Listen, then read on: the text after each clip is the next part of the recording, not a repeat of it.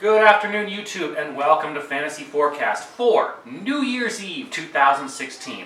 I hope you guys are all having a wonderful day on tap. We got college football running. I'm doing this in the middle, and I'm missing activity. Rose Bowl's tomorrow, and it just goes on from there. If you live in the LA area, the Rose Bowl is a New Year's Day thing. So, yesterday's score 274.8. It sucks to go through it, but it was just what it is. I won on my GPP and I won on my early slates, so I did okay, and that's why this is coming a little early to you guys. I guys have just to start out real fast. So if you're watching this video, you get lucky here instead of you skip to the end. Early slate today. So go ahead and pause the video and go take this entry now. I've got it in cash. I got it in mini dribblers. I even took it in GPP. So Brogdon and Harrison at your point guard positions, Alphabet and Wade at your shooting guards, James and Barnes at your small forward, Parker and Love at your power forwards, and Monroe for your center today. And I'll go through the positions in a second. This is a full show, but that's just your early slate bonus. Okay? Now, today's main slate. So, then I got this in 50-50s and all your other good stuff, but at your point guards. Okay. I almost don't need to look at it anymore, which makes this a little easier to me to explain to you guys what I'm seeing.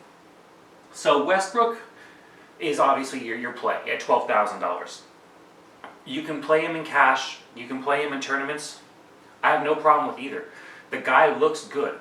But there's a little bit of a question with Depot coming back because Westbrook has obviously pulled all that extra usage the whole time he's been gone. And that's just been a known fact. And people forget about things medium term. And I think that before you're Westbrook's in my lineup, and I'll take one value guy.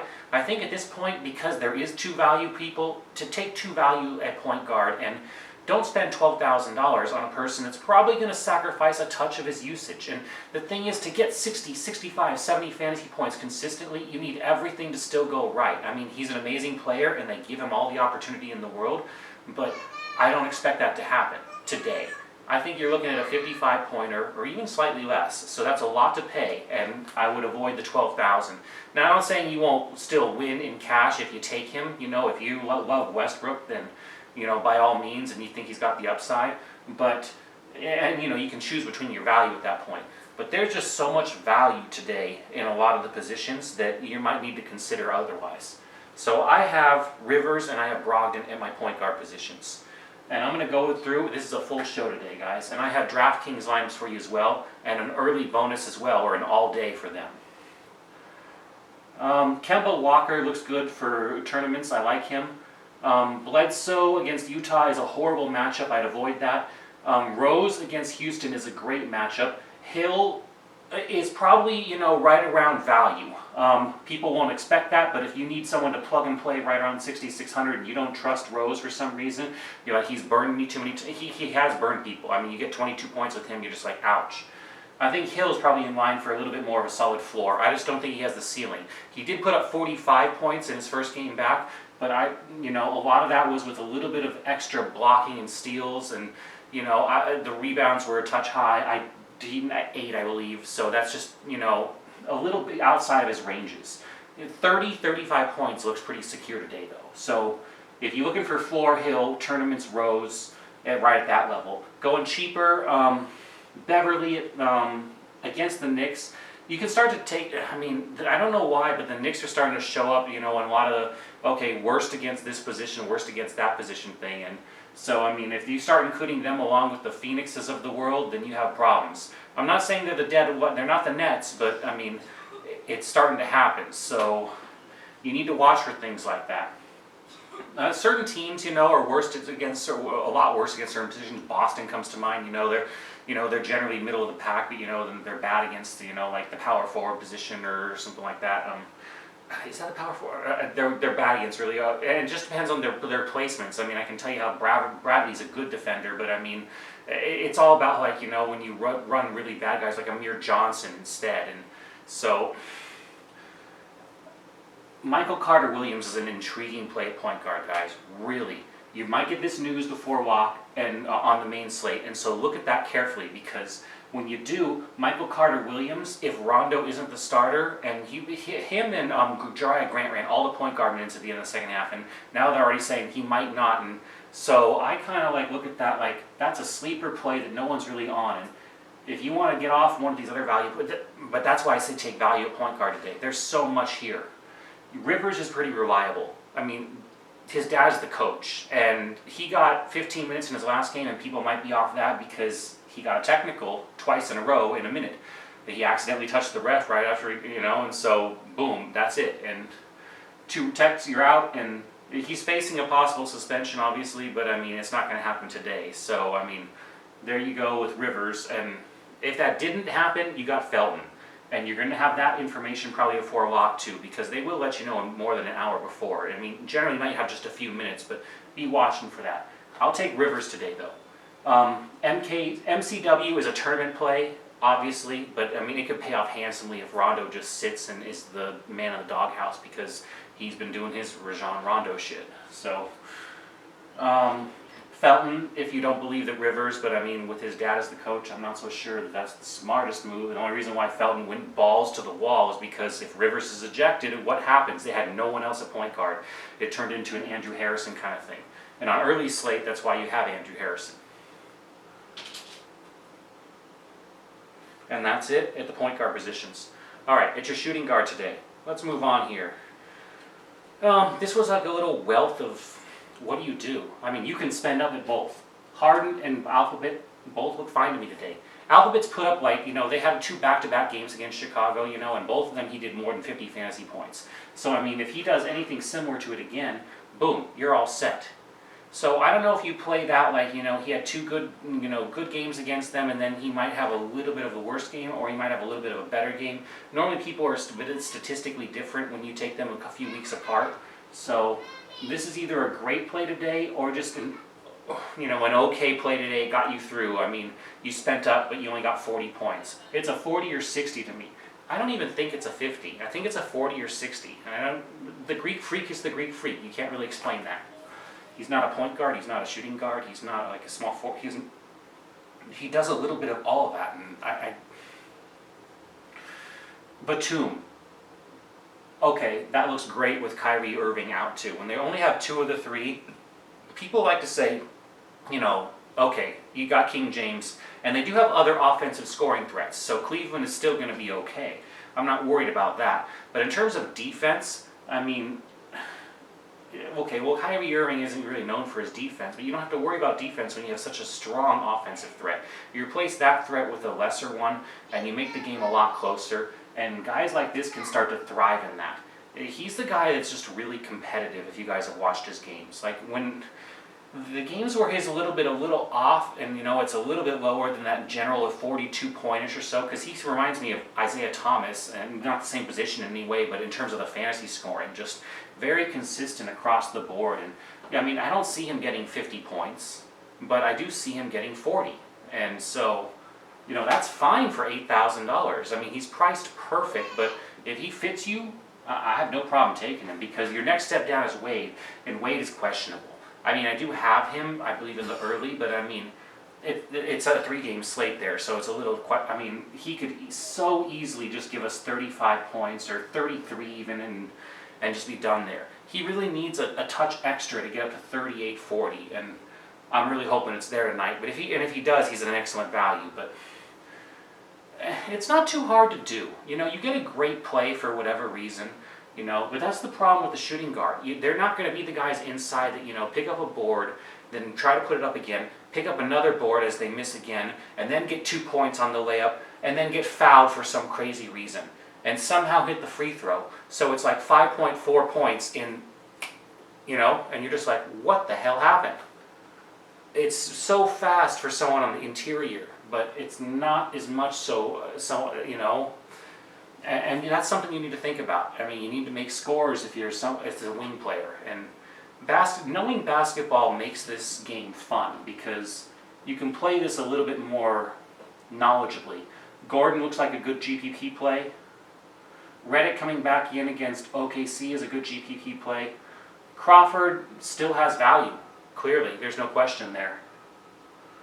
Schumpert should pick up value today with Kyrie Irving probably sitting. Now, if he doesn't, it's questionable, but it sure looks like he's going to. I'm hearing more news that it looks more on the doubtful side than probable. And that changes. I mean, he could just go and just say, I want to play, and they could toss him in for 10 or that's my problem, though.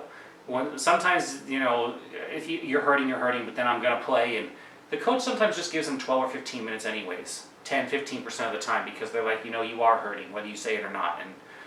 And those are the instances when, as a bettor, you're like, that's the variance. That's more than Vegas juice on bets, and that's more than the 15% overlay all these fantasy sites have. You need to think about those little factors, because if those completely vanish, that's how you find extra little bits of value all across every position. The way you think about this game needs to be on all different levels. What high-priced plays are there today?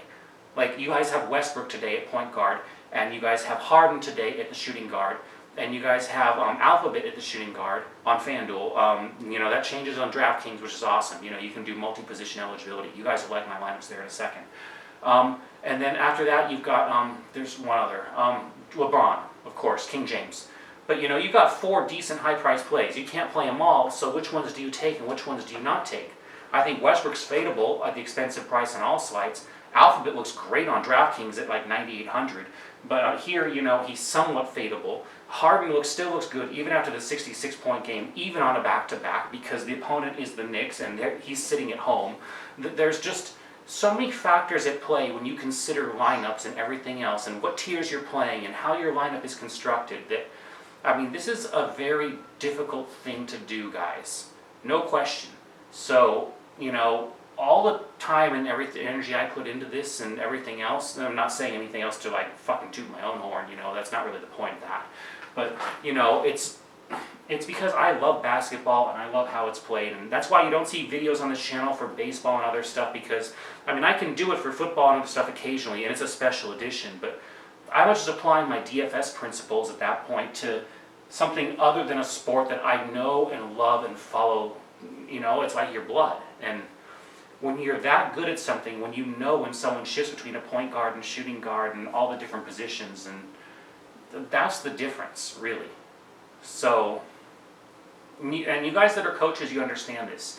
You need to know that like bench players still get 18 minutes sometimes, and if they're really good and like they're guys like Maurice Spates and they pop up shots all the time, that's always going to be a tournament play. A guy like him that chucks up shots whenever he gets the ball in his hands, well, if he starts to sink them, he's going to give you 30 fantasy points. You guys need to think about that. All right. And if you don't, just watch a channel like me and play something like I'm doing and play cash games. It makes more sense. I don't see anything else at the shooting guard today. I passed through Journey Lamb. I missed Schumpert, of course, at the start, and Journey Lamb at the shooting guard.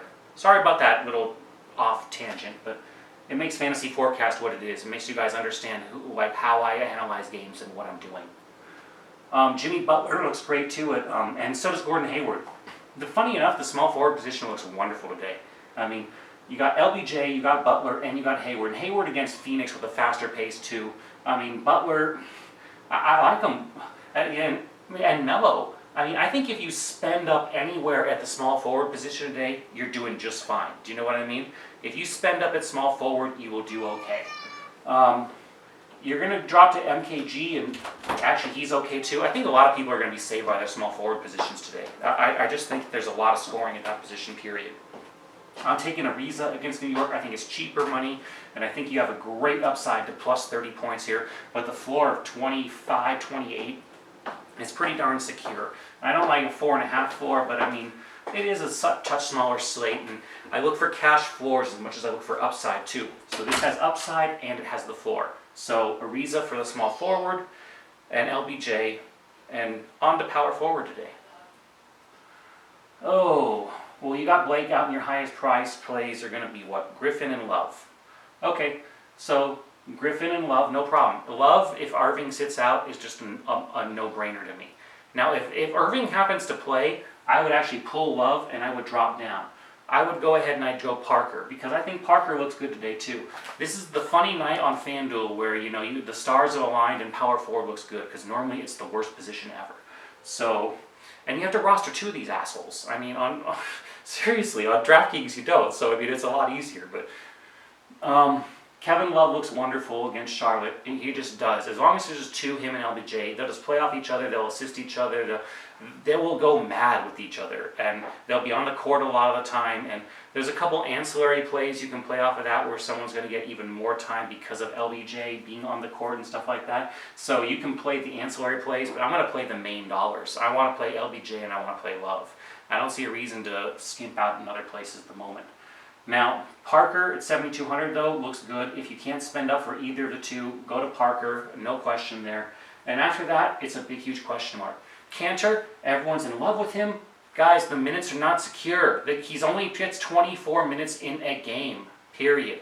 Now, if you think he's a 1 point a minute fantasy point player, okay. But with Depot back too, I don't think so. I'm going to predict it right here, and it's called Fantasy Forecast. He's under 20 minutes today. I think you should avoid Cantor. Now, if it bites me in the ass, go ahead and flame me all you want, but I don't think you should play Cantor today. Mirotic, maybe against the, he gets a lot of minutes, so, but I mean, Taj, you might be forced into him, and if you're forced into him because it's just such a light position, okay. Taj and then Mirotic, over Mo Williams, Marvin, it's really tough at the position because Cleveland could give it up against the power forward, but it all depends on minutes. It really does. Spates will put up a ton of points, or not points, buckets, attempts, and whether he hits his threes and if he hits them, he's a great value. But if he doesn't hit them, you have a problem. And I wouldn't go any cheaper because power forward is so bad. When you have 2 spend up positions and you're going to be fighting everyone else at the position that spends up, you're going to have a problem. Gobert against Phoenix, I like that. Basically it's the fastest paced play, and you're getting someone that's priced under 8,000 because he plays on Utah and they play slow, and their over-unders are under, and he doesn't. But he's pretty consistent, and you give it up against a guy, give it up against the Suns, and boom. This is a guy that probably should be priced at 8,500. I think if you can spend up at the center position today, and you just have the money, and you're like, what do I do? I don't think you have a problem there, and I actually think you can get over 5 times value. I don't think he has the ceiling of 6 times. It's just going to be right in that range, but I think he's right in between 5 and 6 times value, which if you do your math is 39 and 44 fantasy points. DeAndre Jordan, sure against OKC, but he depends on Paul for so much of his scoring, and Paul is doubtful, so I would pass. Adams, maybe. It's going to be a fast. You would normally say, and I don't think the center is so impacted, and it never really was. Griffin kind of stands in the center a little bit, even though he's labeled as a power forward on FanDuel. So Adams could have a field day and pick up some more rebounds. So I'd say that's a GPP pick. Rebounds are really so central to a really good score on fantasy. No one realizes that, but being able to get those shots off the rim and getting it inside and being a little bit of a bigger body or a little bit faster to get down, because sometimes you can be too big and you're slow, and to get rebounds on both sides of the court, both offensive and defensive. And normally with a big guy you see a majority on one side or the other, but to get a couple on both sides because they had hustle, that can really be the big winning difference in a fantasy game. Sometimes it comes down to rest. Sometimes it comes down to situation. You never know, but this is why an in-depth knowledge of basketball can be so helpful with DFS. Thompson against the Charlottes. Because the center position is so light today. Monroe, almost the same story. Zeller. All of these guys cheaper. It's like I don't know what to tell you because it's a really rough center position. That's why I'm going with Harrell, because when you go down a lot cheaper, down to 4,200, and then guys that should be almost bench, it's like, well, the minute run should change and the opportunity should change. But he's a starter, and he's going to get 30 minutes, and it's against the Knicks. And the Knicks are really good at giving up points against the center. So if he gets, 2/3 of the game, and they give up 50 points a game or 45, and this looks like a 30-point fantasy point lock, which is good. So I'll take in Harrell today and just kind of roll the dice, because a guy like that can just give you 20. He's really dependent on the boards. But, when the boards do come through, wow. Sometimes you get that upside to 10 times value. And when you can find 2 or 3 times guys on your lineup that can give you 10 times value, you might think, and 7 times is totally reasonable, then you start to think that's a good lineup. You know what I mean? So that's it today. That's Fantasy Forecast. Let's go ahead and go through DraftKings lineups now that I've explained everything here. They updated me, I had to pull that up. Do I love DraftKings? Yes, I do, but I won't remind it now. That's hilarious. They want to know if I love DraftKings. Your early game bonus lineup, go ahead and go put it in. I understand. Rivers and Brogdon at your point guard positions, or right down to Barnes. Then at your forward, Porzingis at your power forward, Love at your center. I love multi-position eligibility. Harrison at your guard, Parker for your forward, and Alphabet at your utility spot. And for your main game, funny, I don't know how to navigate this. You guys haven't realized FanDuel is my sport, but I'm doing this for you guys, and I do like the multi-position eligibility a lot. For today's DraftKings lineup, Brogdon at your point guard, at your shooting guard, Hood, at your small forward, James, at your power forward, Porzingis, at your center position, power forward, Love, I love it, at your guard, Hill, at your forward, Lamb, how could, awesome, and for your utility, MKG. And that's DraftKings for today, cash games, and for FanDuel. Your cash game lineup for today, Brogdon and Rivers at your point guard position, Harden and Hood at your shooting guard positions, James and Ariza at your small forward positions, Porzingis and Love at your power forward positions, and Harrell for your center today. Guys, thank you so much for watching Fantasy Forecast. I'm sorry about the loss yesterday. If you're watching because you're waiting for me to lose and there's a time to play because it's like a stock finally can buy on a down day, let's try today. Thumb up if you like today's lineup video. I will comment once today in the lineup comments. Go ahead and post whatever you want, and I'll get your opinions on players, things like that. If you're looking for a last-minute lineup change, and I do those, follow me on Twitter. You'll find the link in the description below. And please subscribe and watch an ad occasionally. If you win some money, I don't really ask for donations. You can give them to the channel, especially if you win big. But I just don't care about that. Just come back and watch an ad, watch it a couple more times and, hook me up that way. So, that's what, tell me about your friends. Let everyone else know. That's the point of this, to help you guys all become better fantasy players. I really want you all to win a lot of big money. I want you guys all to have had a great year. I'm managing what I win today so that, my $10.99 from FanDuel isn't huge. And I want you guys to have an amazing, wonderful 2017 with me, with your friends and family, and in your lives. Thank you guys so much for watching Fantasy Forecast for today. Please, go on out there and go win some big money.